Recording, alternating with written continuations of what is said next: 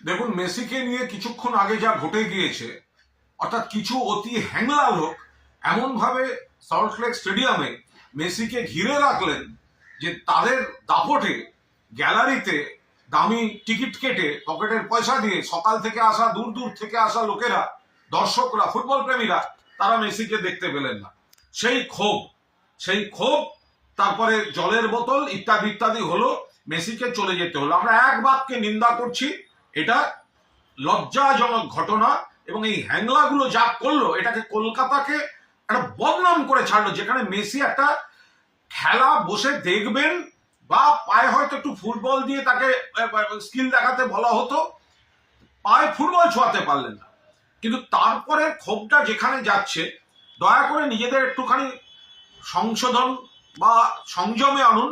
আপনাদের ক্ষোভ ন্যায্য, 100% ন্যায্য। আপনাদের ফুটবল প্রেমীদের আবেগকে সমর্থন করি, কিন্তু এই ভাঙচুর এবং তারপরেটা, এতে অন্য লোক সুযোগ নিয়ে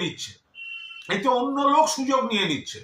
বিষয়টা আপনাদের ক্রীড়া প্রেমটাকে ছোট হয়ে গিয়ে, লঘু হয়ে গিয়ে, তখন কিন্তু বিষয়টা আইন শৃঙ্খলায় চলে যাচ্ছে।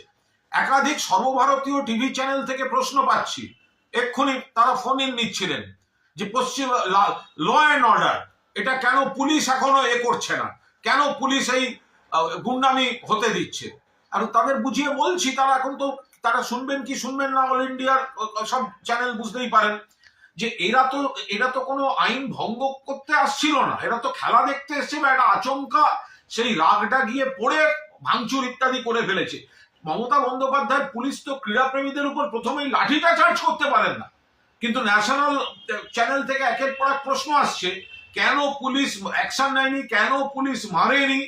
আমি আপনাদের অনুরোধ করব, যারা বিক্ষুব্ধ, আপনাদের আবেগ ঠিক আছে, কিন্তু দয়া করে সংযম করুন। গোটা বিষয়টাকে নিয়ে শকুনের রাজনীতি করতে অন্য লোক নেমে পড়ছে, সেটা হতে দেবেন না। এবার আপনাদের সঙ্গে মিশে গিয়ে অন্য লোক যদি, রাজনীতির লোক ঢুকে গিয়ে যদি চারটে ভাঙচুর, চারটে আঙুল লাগানো করে দেয়, তখন কিন্তু গোটা দায়টা গিয়ে পড়বে ফুটবল প্রেমীদের উপর। আমি একটু আগে একটা চ্যানেলে, দিল্লির একটি চ্যানেলে, ফুটবল প্রেমীদের আবেগ বলতে গিয়ে আমাকে বলা হলো, আপনি গুন্ডামিটাকে কভার ফায়ারিং দিচ্ছেন। এটা তো, আপনারা তো গুন্ডামি করতে যাননি, আপনারা যেটা করেছেন একটা উগ্র বহিঃপ্রকাশ হয়েছে, হয়তো ঠিক হয়নি সেটা, কিন্তু আপনাদের এই যন্ত্রণাটা বেরিয়ে এসছে। কিন্তু অবিলম্বে সেটা থামান, না হলে এর মধ্যে অন্য শকুনের বাহিনী ঢুকে যাচ্ছে, ঢুকে গিয়ে ফুটবল প্রেমীদের যে কষ্টটা বা দুঃখটা, এবং মূল এজেন্ট আয়োজক যেটা, তার যে ব্যর্থতাটা, সেটা এখন কেন গুন্ডামি রুখতে পুলিশ লাঠিচার্জ করেনি বা আরো কিছু করেনি, ব্যাপারটা সেই দিকে ঘোরাবার চেষ্টা করছে অনেকে। ফলে যুব ভারতী ক্রীড়াঙ্গন আমাদের অত্যন্ত প্রিয়, এশিয়ার সেরা, ভারতের সেরা, তার বেশ কিছু ক্ষতি হয়েছে, এই ক্ষতিও তো আমরা চাই না।